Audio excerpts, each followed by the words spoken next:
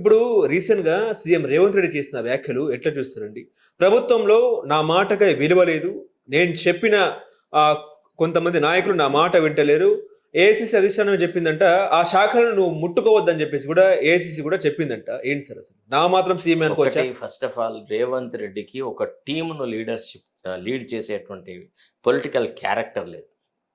Revanth Reddy does not possess okay. That straightforward leadership qualities to rule or to command the respect of a group of people. అతను just a defector coming from changed many parties, no political sagacity, అదేలెండి. No political commitment. Is a manipulator. Hmm. So it is difficult for him to command the respect from other colleagues. అంటే seniority లేకపోవడం వల్ల Revanth Reddy seniority తక్కువ ఉన్న వాళ్ళు మంత్రి కూడా ఎంతో అట్లా కాదంటే ఎట్లా అంటే రాజశేఖర్ రెడ్డి గారికి ఎంతో మంది కంటే సీనియారిటీ తక్కువ ఉండే, కానీ ఆ పొలిటికల్ విల్, ఆ పొలిటికల్ లెగసీ క్యారెక్టర్, ఆ లేదంటారా? స్పైన్. లెగసీ లేదు. లిగసీ కాదు అసలు. ఫస్ట్ ఆల్ బేసికల్గా అంత అబ్రేసివ్ ఫెలో. ఇప్పుడు అతను నమ్ముకున్న లీడర్ ఎవడు అంటే జైపాల్ రెడ్డి. అతనే ఒక పరమ దుర్మార్గుడు. అసలు రాజీవ్ గాంధీ మీద, తర్వాత కాంగ్రెస్ యొక్క పతనానికి, రాజీవ్ గాంధీ ప్రభుత్వం పడిపోవడానికి, బోఫర్స్ స్కామ్ మీద జైపాల్ రెడ్డి గారు చేసినటువంటి ప్రచారానికి నేను సజీవ సాక్షిని. ఓకే. చాలా ప్రెస్ కాన్ఫరెన్స్ లో నేను జైపాల్ రెడ్డి గారిని అపోజ్ చేసేది. ఆ! ఏమని, ఏ ఆధారాలు లేకుండా మీరు ఒక గొప్ప నాయకుడి యొక్క విలువలను, ఒక గొప్ప నాయకుడి యొక్క పేరు ప్రతిష్టలను భగ్నం చేస్తున్నారు. He is a very far sighted politician unlike many traditional Congress men అని I use to ask him questions. So Revanth రెడ్డిని మనం పెద్దగా కాంగ్రెస్ భావజాలంలో ఇముడి ఉన్న వ్యక్తిగా నేనైతే ట్రీట్ చేయను. I still find Revanth Reddy as a Telugu Desam party leader in the Congress. తన మాట చెల్లుబాటు కావడం లేదని ఆవేదన ఎందుకైతే వ్యక్తం అది చేశారు. ఏ విషయంలో చెల్లుపడగా ఆయన తీసుకువచ్చినటువంటి ఉదాత్తమైన ఆలోచన ఏంది అంటే రైతు భరోసా ఇవ్వాలా అని ఆయన అన్నప్పుడు మిగతా మంత్రివర్గం అపోజ్ చేసినారా? చెప్పండి ఒక మాట. మహిళలకు ఇస్తాన 2500 ఇస్తాను అంటే మంత్రివర్గ సహచరులు అపోజ్ చేసినారా? ఏంది ఆయన చేసిన ఒక గొప్ప ఆలోచన సరళేంది? దేనికి మంత్రులు ఎదురు ఒడ్డినారు చెప్పండి? ఎదురు తిరిగిన సందర్భం గిది. ఇట్లాంటి కార్యక్రమాన్ని తీసుకొచ్చిన ప్రజాహితంగా బీసీలకు ఉపయోగపడేది, లేకపోతే ఎస్సీలకు ఉపయోగపడేది, మైనారిటీలకు ఉపయోగపడే ఈ కార్యక్రమం నేను తలపెడితే నాకు నా మంత్రివర్గ సహచరుల నుంచి సహకారం దొరకలేదని చెప్పడానికి ఒక ఉదాహరణ చెప్పమనండి. అది ఏదో అంటే ఏంటంటే వాగాడంబరము, తర్వాత ఏంటంటే కొద్దిగా చాకచక్యంగా మాట్లాడతా కాబట్టి నేను రాజకీయాల్లో బాగా రాణిస్తా అనేటువంటి ఒక ఫూలిష్ ఇంప్రెషన్ ఉన్న వ్యక్తి తప్ప ఇంకా ఇతరత్ర లేదు. అంటే తన కాళ్ళు చేతులు కట్టేశారు ప్రభుత్వంలో అన్నట్టు కూడా ఆయన చెప్పడం జరిగింది.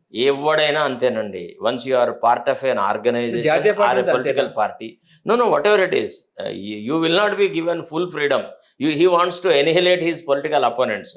How can he be permitted? They are also very much part and parcel of the party system. ఇప్పుడు ఈయనకంటే సీనియర్స్, ఈయనకంటే ఎక్కువ నిబద్ధతతో they have been serving the party. Just because they don't agree with Revanth Reddy, you cannot, condemn them. It is not the party ideology at all. Even I asked Rajiv Gandhi about the same thing. ఒకసారి ఒక సందర్భంలో కూడా అప్పటి ముఖ్యమంత్రి చెన్నారెడ్డి గారికి వ్యతిరేకంగా decidendi activities చేస్తున్న మైసూరారెడ్డి గురించి నేను అడిగితే Rajiv Gandhi told me the same thing in a press conference. He said we are not destabilizing any chief minister. We give full freedom to the chief ministers to function as a chief minister, but we don't allow them to annihilate dissent within the party అన్నాడు. అంటే కొంత అసంతృప్తిగా ఉన్న వ్యక్తుల యొక్క తలలు నరకాలా అనే ఆలోచన ముఖ్యమంత్రులు చేస్తే మేము యాక్సెప్ట్ చేయము, we need both of them అని అన్నాడు. కాబట్టి even Meenakshi Natarajan will also follow the same principle. She will have to, otherwise it will be only a group of people supported by Revanth Reddy, and we can't call that splinter group as Congress. ఇప్పుడు మొన్నేమో IAS నా మాట వింటలేరని రేవంత్ అన్నారు. ఇప్పుడేమో మంత్రులు కూడా నా మాట వింటలేరని రేవంత్ అంటున్నారు. అసలు రేవంత్ రెడ్డికి నాయకత్వ లక్షణాలు బేసికల్గా నా దృష్టిలో రేవంత్ రెడ్డి గౌరవంగా కానీ తప్పకుండా సీఎం ఎలా అయ్యారనేది అయినాడు. అప్పుడు ఏదో రాహుల్ గాంధీ గారి మాట మీద ఉన్న గౌరవంతో ముఖ్యమంత్రి అయినాడు తప్ప అసలు ఒక ముఖ్యమంత్రికి ఉండాల్సిన స్టేచర్ లేదు ఆయనకి. బేసికల్గా ఆ కమిట్మెంట్ లేదు, ఆ ఆనెస్టీ లేదు, ఆ ఇంటిగ్రిటీ లేదు, ఆ ఐడియాలజికల్ బేస్ లేదు, ఒక గొప్ప ఆలోచన సరలేదు. ఈ రాష్ట్రాన్ని అభివృద్ధి పథంలోకి తీసుకురావడానికి కావలసినటువంటి ఆ ప్రోగ్రామ్ కూడా ఆయన ఇవ్వలేకపోతున్నాడు. You show me one single programme started by the new government in Telangana. Free bus. ఇది free bus is not a programme అండి. ఫ్రీ బస్ అట్లా కాదండి. Free bus is already there in Karnataka. You just copied.